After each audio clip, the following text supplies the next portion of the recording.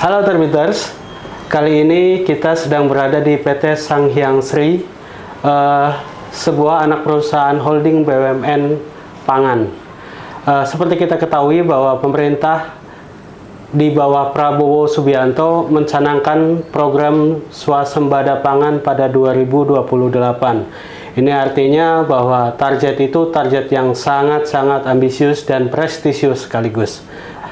Salah satu pihak yang berperan penting untuk mewujudkan swasembada pangan adalah PT Sanghyang Sri atau PT SHS. PT Sanghyang Sri adalah perusahaan yang salah satu tugasnya adalah menyediakan benih padi unggul.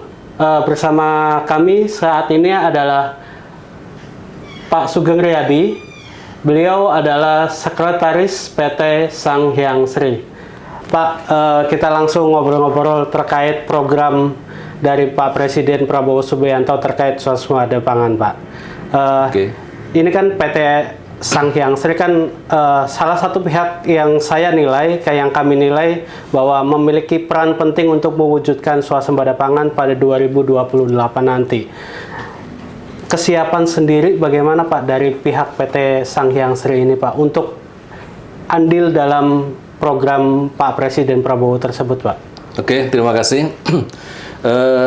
Jadi PT Sanghyang Sri itu merupakan salah satu anak perusahaan dari ID Food yaitu di bawah PT RNI, dan saat ini memang PT Sanghyang Sri sedang berfokus untuk mengikut bersama-sama dengan pemerintah untuk mewujudkan swasembada pangan, di mana spesialis usaha PT Sanghyang Sri adalah di perbenihan. Sehingga saat ini fokus usaha di PT Sanghyang Sri semuanya kita fokuskan di perbenihan, terutama benih padi. Memang ke depan kita juga tidak hanya benih padi, itu juga ada benih jagung, kemudian palawija dan hortikultura. Namun untuk 2 tahun ke depan kita akan berfokus untuk mewujudkan swasembada pangan di beras. Jadi kita mendukung untuk kecukupan daripada benih padi. Betul. Yang tadi Bapak Sugeng singgung adalah fokusnya sekarang adalah pembenihan. Kalau tidak salah itu juga menjadi fokus yang lain adalah produksi juga ya Pak ya. Bisa dijelaskan ini antara refocusing bisnis dari PT SHS itu produksi dan pengembangan benih itu. Nantinya gimana Pak itu Pak? Oke, terima kasih. Jadi sebagai arahan dari Kementerian BUMN maupun ID Food bahwa SHS sekarang harus mentransformasi diri dari sebelumnya. PT SHS memang bergerak dalam hal saprodi, kemudian ada di perberasan, kemudian ada di pestisida, namun sekarang kita berfokus di perbenihan. Dan untuk mewujudkan perbenihan ini, dari manajemen itu berkeinginan itu untuk membangun industri benih yang berbasis pada riset dan pemulihan yang terintegrasi. Lah, kaitan tersebut saat ini kami sedang menjajaki kerjasama dengan berbagai macam pihak berkaitan dengan untuk bisa mengembangkan atau menyiapkan, terutama dalam hal ini adalah benih sumber, karena benih sumber di sini ini jadi istilahnya kunci utama untuk bisa kita menyediakan benih secara baik dan benar. Ya, jadi ketika ada benih yang baik, benih yang unggul, otomatis nanti produksinya juga pasti diikuti akan naik gitu Pak ya, diharapkan begitu. Betul.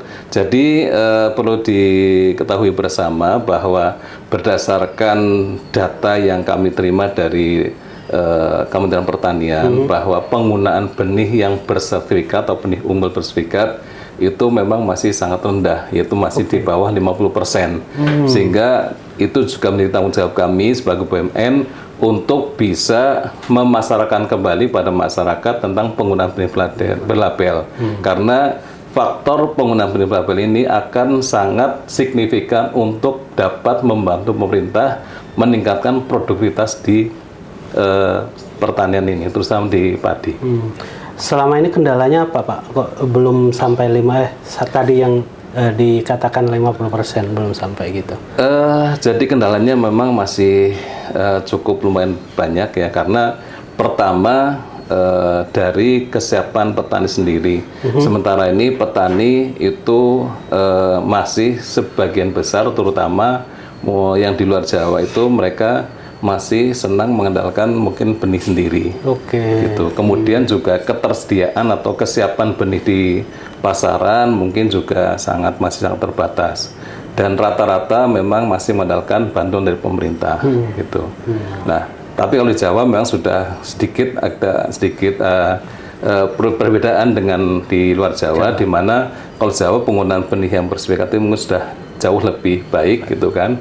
Namun juga ketersediaan benih ini yang memang masih dirasa masih kurang. Apalagi di 2 tahun terakhir ini, di mana para produsen benih ini masih dipengaruhi dengan harga yang masih belum menggembirakan bagi produsen benih, di mana kenaikan harga bahan baku benih ini belum diikuti oleh kenaikan harga benihnya, sehingga menjadikan para produsen benih ini lebih memilih untuk menjadikan calon benihnya di beras. Itu menjadi kendala. Dan ini kita bersyukur karena insya Allah mungkin di tahun depan ini sudah ada sinyal dari pemerintah untuk menaikkan daripada harga benih.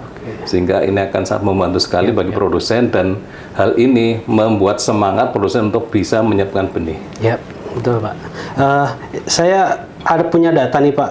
Saat ini PT Sanghyang Sri itu memiliki 42 unit produksi benih di 17 provinsi dengan kapasitas 130.000 ton, sekitar segitu Pak. Untuk itu dalam satu tahun. Kalau tidak salah, jumlah 130.000 ton itu mencakup 40% kebutuhan nasional, Pak. Betul. Apakah untuk bisa lebih ditingkatkan lagi, Pak, untuk persentase kebutuhan mencakup kebutuhan nasional itu? Jadi secara data memang kebutuhan potensial nasional itu 1 tahun kurang lebih 300.000 ton. Kemudian untuk tahun depan, sesuai dengan informasi dari Kementan, itu direncanakan mudah-mudahan jadi itu akan dipenuhi yang benih bantuan itu sekitar 5 juta hektar atau setara dengan kebutuhan 190.000 ton. Itu yang dibantu di pemerintah. Kemudian yang di luar itu berarti mereka sudah mendapatkan sendiri. Kemudian keterkaitan dengan sarana dan prasarana yang dimiliki oleh SHS, memang saat ini PT SHS memiliki sarana dan prasarana unit produksi benih atau UPB itu yang tersebar di 17 provinsi mulai dari Aceh ya sampai dengan Sulawesi. Dan kapasitas yang terpasang memang 138.000 ton. Namun itu semuanya saat ini memang ada kendala di kami, dan saat ini yang untuk bisa leading ataupun bisa siap langsung untuk produksi saat ini kurang lebih kita siapkan mungkin sekitar 35 unit UPB gitu. Dan kita rencanakan untuk di tahun 2025 ke depan kita mempersiapkan kurang lebih mungkin sekitar 75.000 ton. Memang kita mendapat tantangan dari Kementerian Pertanian pada saat pertemuan yang dilaksanakan beberapa waktu yang lalu, kita dipanggil oleh Kementan bahwa kita diminta untuk mempersiapkan 100.000.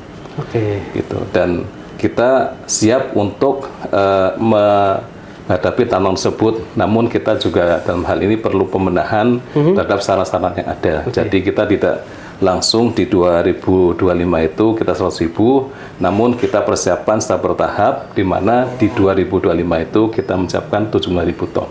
75.000 ton, siap. Pak, kalau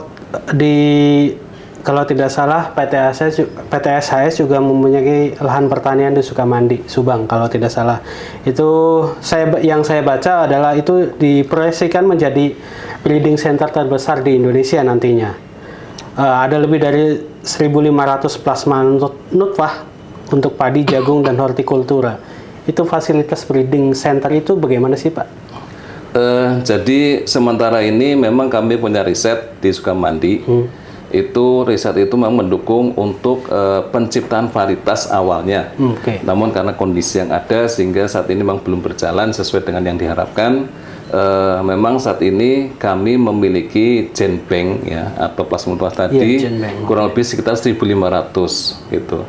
Dan hal itu kami sedang mencoba menjajaki untuk kerjasama dengan berbagai macam lembaga penelitian, baik itu di perguruan tinggi, kemudian dari BRIN ataupun dari Kementan sendiri lewat BPSIP-nya.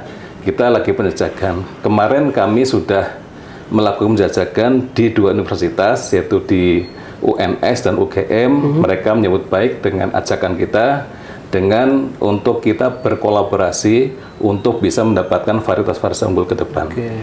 Berarti dapat disimpulkan PT SAS itu siap untuk menjadi salah satu pihak yang menjadi garda utama mewujudkan swasembada pangan gitu Pak ya, dengan segala kerjasama dengan stakeholder yang lain tentunya gitu Pak. Siap, dalam artian sebagaimana arahan terakhir dari Raja Wali, PT Raja sebagai induk holding kami, itu kita tidak boleh menyerah dan kita harus tetap menjalankan sesuai dengan arahan yang didapat dari Kementerian BUMN, Pertanian maupun dari holding.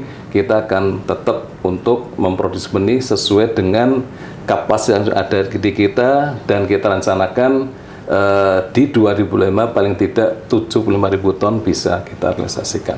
Oke, siap Pak. Kita tunggu bersama gebrakannya PT SAS untuk mewujudkan target dari Pak Presiden Prabowo sendiri. Amin. Pak. Mudah-mudahan apa yang jadi keinginan manajemen dan kita semuanya, kita bisa membantu daripada rencana besar dari pemerintah Prabowo saat ini untuk mewujudkan swasembada pangan, terutama dalam hal penyediaan beras nasional. Oke Pak.